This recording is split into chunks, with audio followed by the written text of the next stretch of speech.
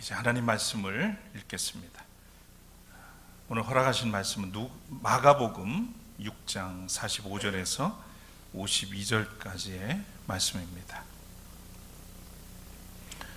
예수께서는 곧 제자들을 재촉하여 배를 태워 자기보다 먼저 건너편 벳세다로 가게 하시고 그동안에 무리를 헤쳐 보내셨다. 그들과 헤어진 뒤에 예수께서는 기도하시려고 산에 올라가셨다. 날이 저물었을 때에 제자들이 탄 배는 바다 한가운데 있었고 예수께서는 홀로 무태 계셨다. 그런데 예수께서는 그들이 노를 젓느라고 몹시 애쓰는 것을 보셨다. 바람이 거슬러서 불어왔기 때문이다. 이른 새벽에 예수께서 바다 위를 걸어서 그들에게로 가시다가 그들을 지나쳐 가려고 하셨다. 제자들은 예수께서 바다 위로 걸어오시는 것을 보고 유령으로 생각하고 소리쳤다.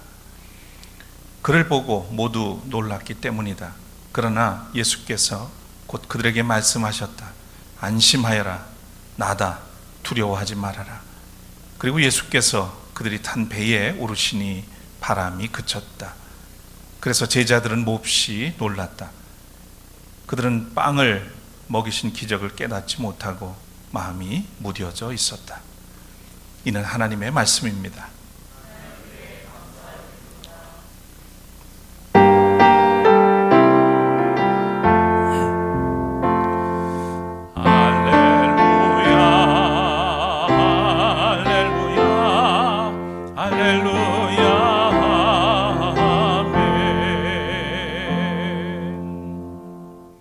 자리에 앉으시겠습니다.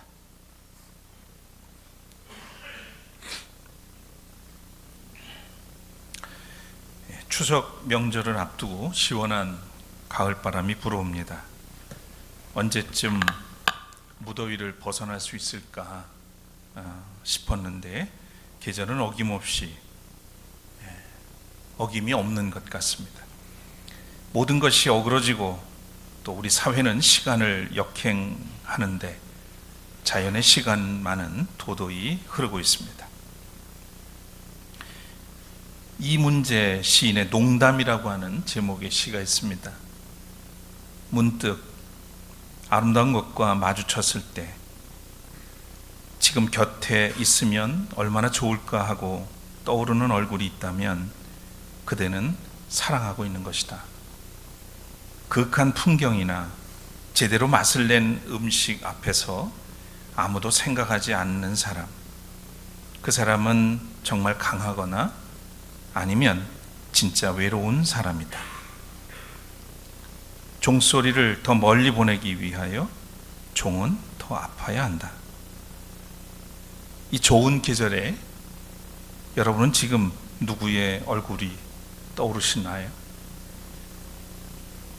혹 아무도 떠오르지 않는다면 아주 강하거나 아니면 정말 외로운 사람일 거라고 시인은 말합니다.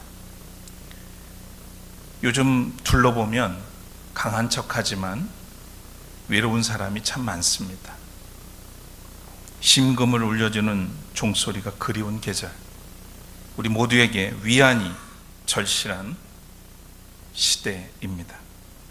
오늘은 명절을 앞두고 심신이 지쳐있는 우리에게 주님의 위안이 깃들기를 소망하며 위안으로의 초대라고 하는 제목으로 말씀을 나누려고 합니다. 오늘도 주님께 예배드리는 여러분에게 하늘의 평화와 위로가 함께 하시기를 빕니다. 마음을 다해서 찬양 올리겠습니다.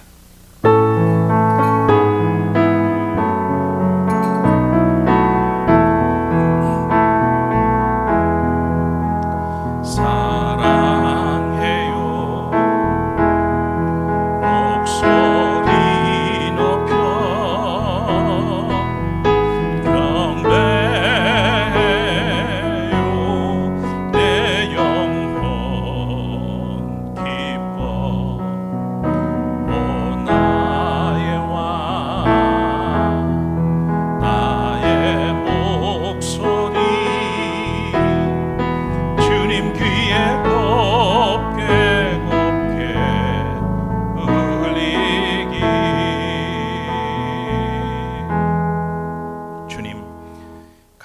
감사합니다. 오늘도 우리를 변함없이 사랑해 주시고 그동안 또 우리가 하나님 앞에서 부족함 없이 살아갈 수 있도록 모든 것들을 채워주시고 이끌어 주시는 은혜에 감사를 드립니다. 오늘 이 시간 또 주의 말씀 앞에 우리를 불러 주셨습니다. 마음을 열게 하시고 오직 하나님 말씀에 귀 기울일 수 있도록 성령을 통해서 우리를 인도해 주시옵소서. 부족한 종의 입술을 통해서 주의 뜻이 선포되어지고 주님의 마음이 우리 모두에게 전달될 수 있도록 이끌어 주시옵소서. 예수 그리스도의 이름으로 간절히 기도드립니다. 아멘.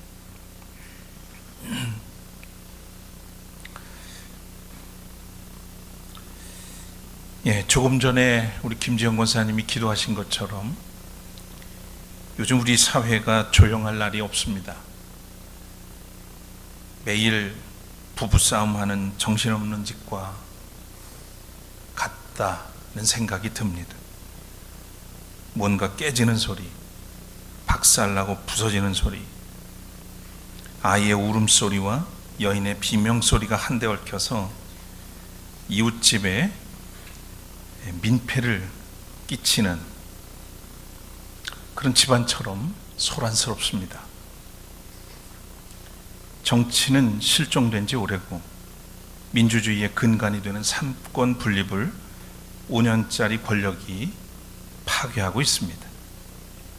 세계 대부분의 국가 경제는 호전되고 있는데 유독 우리나라만 모든 경제 지표가 추락하고 있습니다.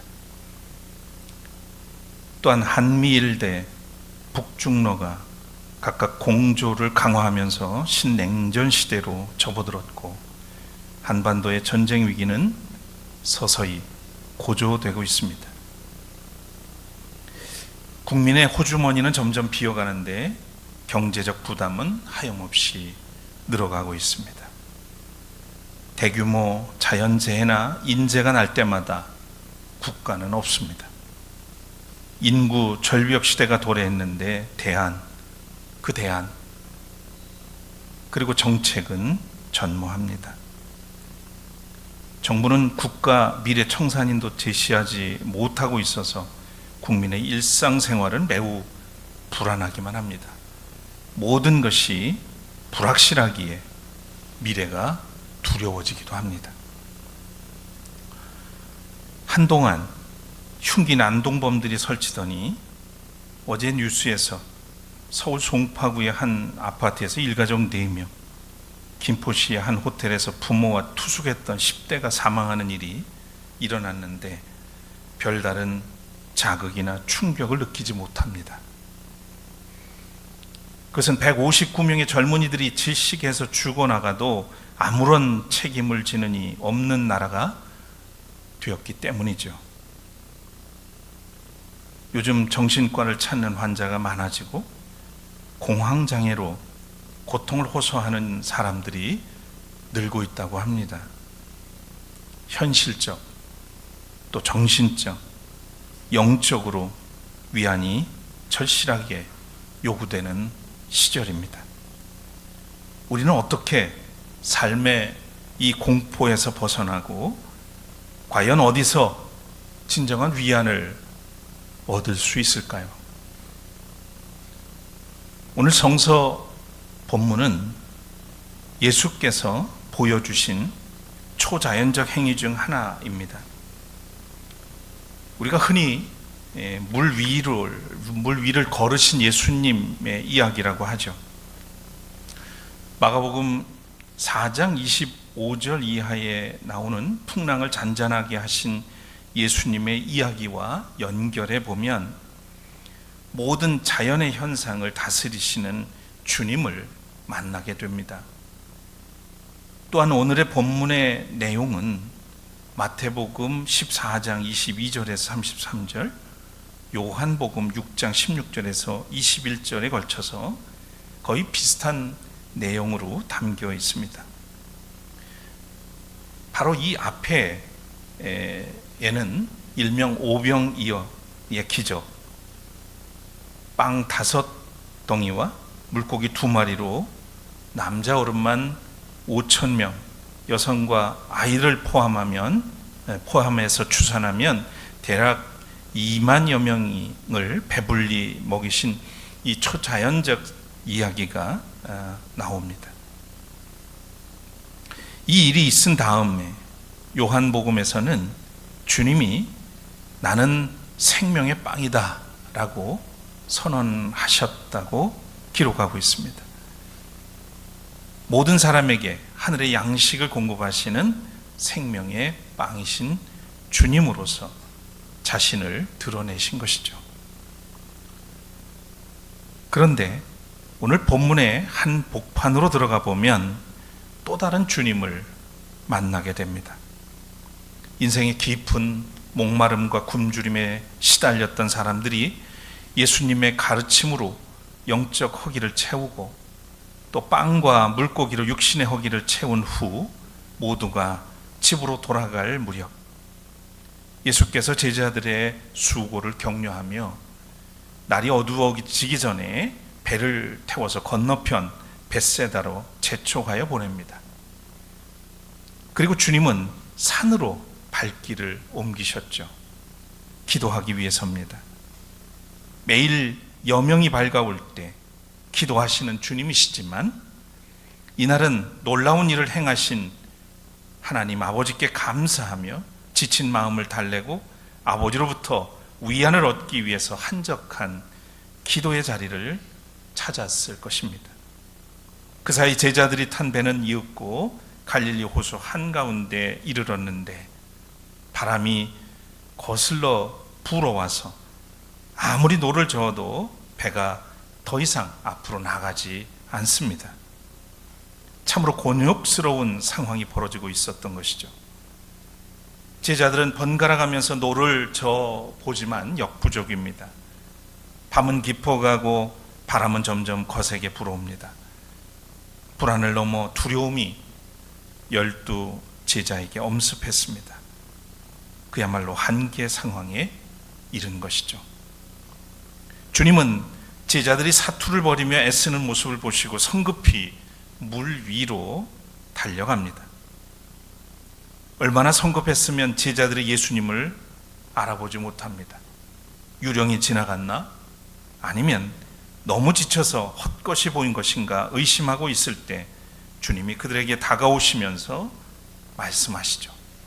안심하여라. 나다. 두려워하지 말아라.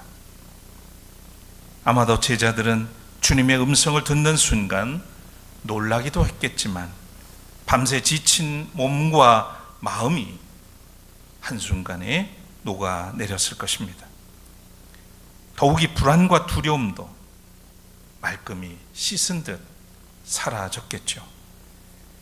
예수께서 배에 오르시자 밤새 요동치듯 불어대던 바람이 잠잠해지고 그 큰 호수는 아무 일도 없었던 것처럼 물 한 개를 피우고 저편에서는 서서히 해가 떠오릅니다.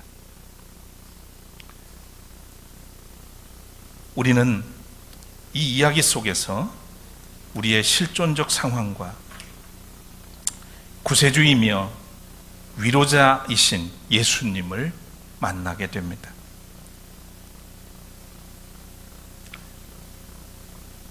먼저 이 이야기에 나오는 시간적 배경과 공간적 배경에 주목할 필요가 있습니다.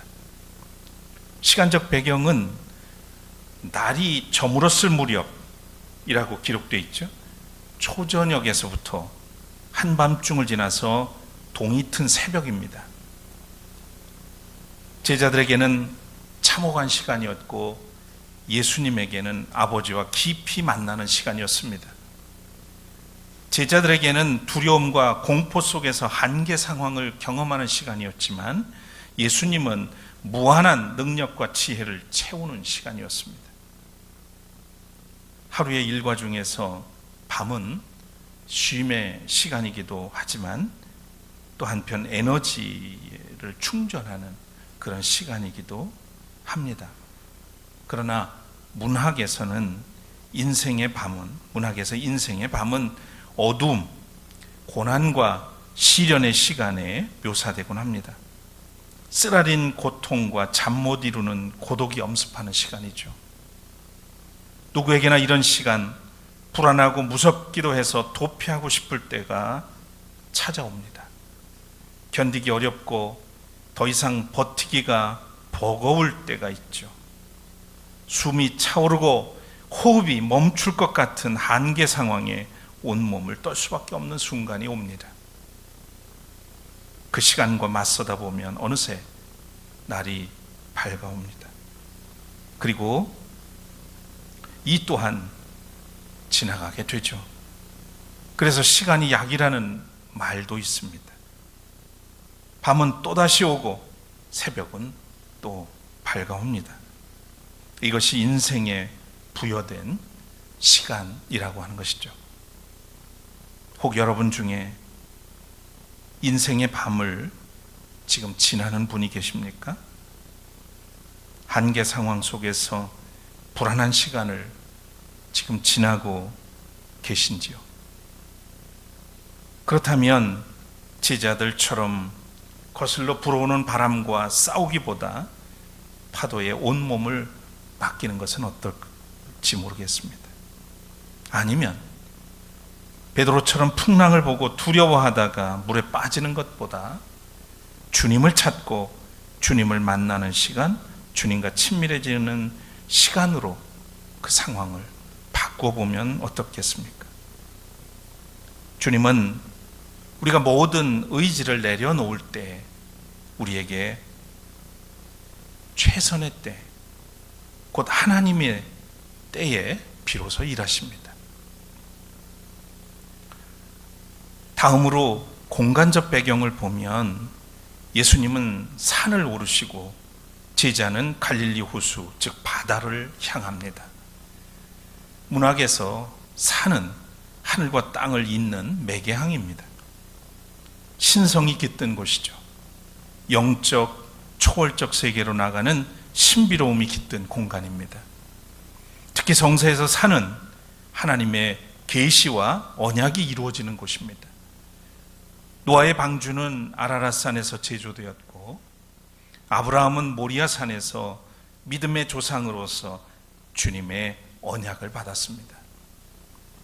모세는 호렙산에서 소명을 받았고 시내산에서 하나님의 백성으로서의 언약과 율법을 받았습니다. 예수님께서는 산 위에서 하나님의 뜻을 선포하였습니다. 우리는 그것을 산상수훈이라고 말하죠.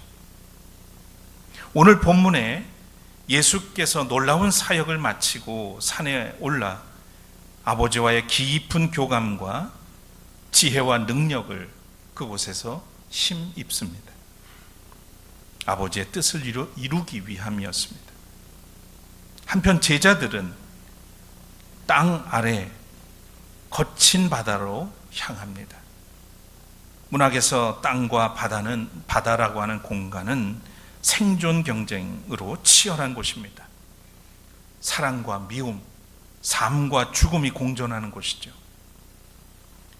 갈릴리 호수는 너무 커서 바다라고도 합니다. 사방이 산입니다. 앞에는 해발 2760m의 헬몬산이 있는데 늘 눈으로 덮여 있습니다. 헬몬산의 물이 좁은 협곡을 타고 내려와 호수로 흘러 들어갑니다. 이 갈릴리 바다는 아열대성의 기후 영향으로 상당히 더운 편입니다. 이 찬물이 헬몬산으로부터 내려오면 아열대성의 더운 갈릴리 바다의 표면에 있는 물과 부딪히면서 예고하지 못했던 갑작스러운 풍랑이 일어나곤 합니다. 이 풍랑은 헬라어로 메가톤급 풍랑입니다. 이런 갈릴리 바다는 우리의 인생이 펼쳐지는 현장과 유사합니다. 인생은 항해에 비유되고 고난과 시련은 바다의 풍랑과 같습니다. 이 풍랑은 전혀 예고 없이 불어닥치죠. 지난 듯 하면 다시 일어납니다. 이따금씩 순풍이 불어오기도 하지만 삶의 풍랑은 모질고 끈질깁니다. 물질의 풍랑, 관계 단절의 풍랑, 건강의 풍랑, 가정과 자녀의 풍랑, 또 교회의 풍랑, 나라의 경제적인 풍랑 등 수많은 종류의 풍랑들이 우리 앞을 향해서 밀려듭니다.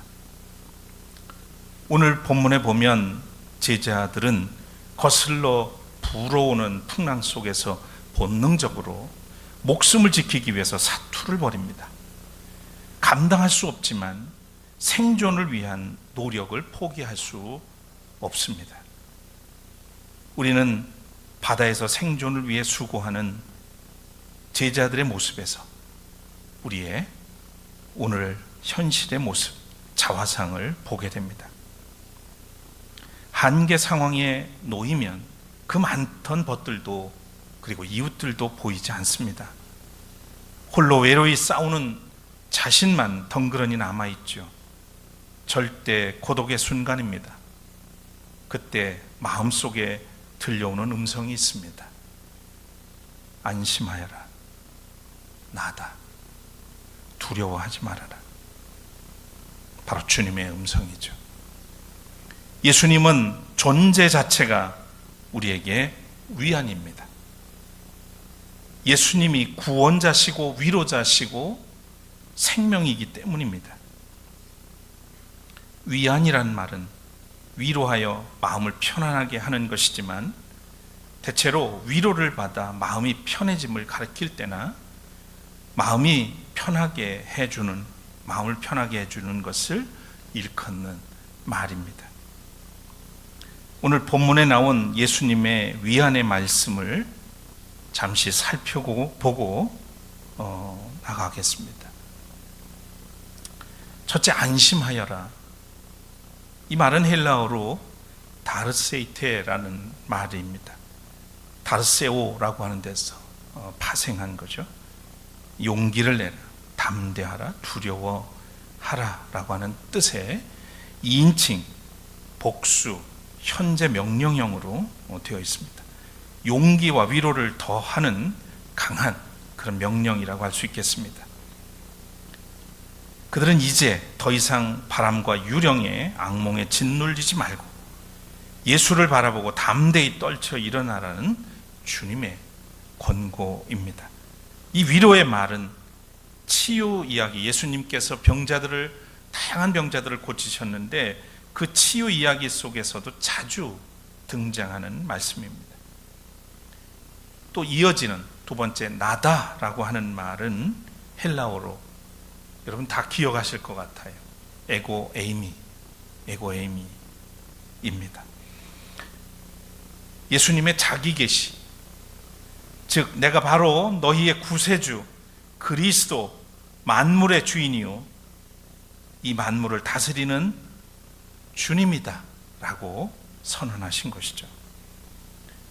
내가 너의 길이요 진리요 생명이라는 말씀입니다. 마지막으로 두려워하지 말아라.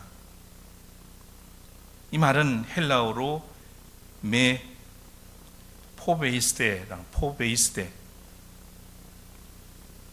메포베오라고 하는 말에서 파생됐습니다. 이 말은 현재 명령형이고요. 지금 당장 그 무서워하는 상태를 중단하라 하는 그런 뜻입니다. 단호한 명령이죠. 이제 나 예수가 너희들 가운데 있을 것이니 안심하라 하는 위안의 말씀입니다. 사랑하는 여러분, 오늘 우리가 처한 상황과 현실이 만족스럽지 못할 수 있습니다. 우리가 원치 않는 위치에 서 있을 수 있습니다. 지금 우리가 한밤중이라는 시간에 혹은 신성이 깃든 거룩한 산이 아니라 바다 한가운데서 거친 풍랑과 사투를 벌일 수도 있습니다. 어쩌면 모두에게 외면당한 것처럼, 철저한 고독 속에 고립된 것처럼 느낄 수도 있습니다. 그 시간이, 그 상황이 영원히 지속되지는 않습니다. 중요한 것은 우리의 태도이죠. 한계 상황이 닥치면 수많은 유혹의 손짓이 눈앞에 어른거립니다. 이 유혹의, 미혹의 입술이 다가오죠. 만약 그 입술에 반응을 보이면 그것은 지옥의 입맞춤이 될 수 있습니다. 이렇게 유혹의 손짓을 느꼈다면 그 순간 우리는 깨어나서 주님을 향해 시선을 돌려야만 합니다. 주님의 음성을 들어야 할 때이니까요. 안심하여라, 안심하여라, 나다, 두려워하지 말아라. 주님의 위안만이 유일한 희망이기 때문입니다. 우리는 그분의 위안 속에서 나를 찾을 수 있고, 그분의 위안 속에서 나를 알 수 있고, 그분의 위안 속에서 내가 가야 할 길이 보이는 것입니다. 우리가 주님의 위안을 얻을 때 우리가 누군가에게 진정한 벗이 될 수 있고 동행이 될 수 있습니다. 누군가를 보듬고 위안을 줄 수 있습니다. 오래전 고라 자손은 이렇게 시편에 노래했습니다. 하나님은 우리의 피난처이시며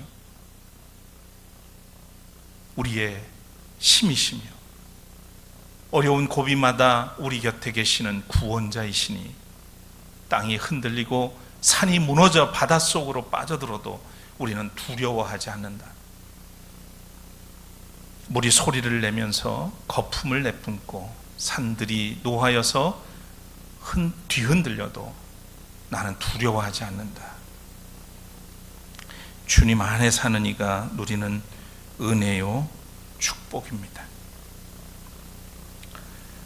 도종환 시인은 벗이 하나 있었으면 이라는 시를 적은 적이 있습니다. 마음이 울적할 때 저녁 강물 같은 벗 하나 있었으면 날이 저무는데 마음 산 그림에처럼 어두워 올 때 내 그림자를 안고 조용히 흐르는 강물 같은 친구 하나 있었으면, 울리지 않는 악기처럼 마음이 비어 있을 때 낮은 소리로 내게 오는 벗 하나 있었으면, 그와 함께 노래가 되어 들에 가득 번지는 벗 하나 있었으면, 오늘도 어제처럼 고개를 다 못 넘고 지쳐 있는데 달빛으로 다가와 등을 쓰다듬어 주는 벗 하나 있었으면, 그와 함께라면 칠흑 속에서라도 다시 먼 길 갈 수 있는 벗 하나 있었으면, 저에게는 그 벗이 하나 있습니다. 하나님과 같은 위치에 계시지만 십자가에 죽기까지 복종하셔서 우리의 영원한 인생의 벗이 되어주신 분 예수 그리스도입니다. 여러분에게도 마찬가지일 거라 믿습니다. 가족들을 만나는 명절이 다가옵니다. 가족들에게 위안이 되어 주십시오. 말을 줄이고 그들의 마음의 소리, 삶에 지친 신음소리를 먼저 들어주십시오. 그들의 벗이 되어 주시기를 바랍니다.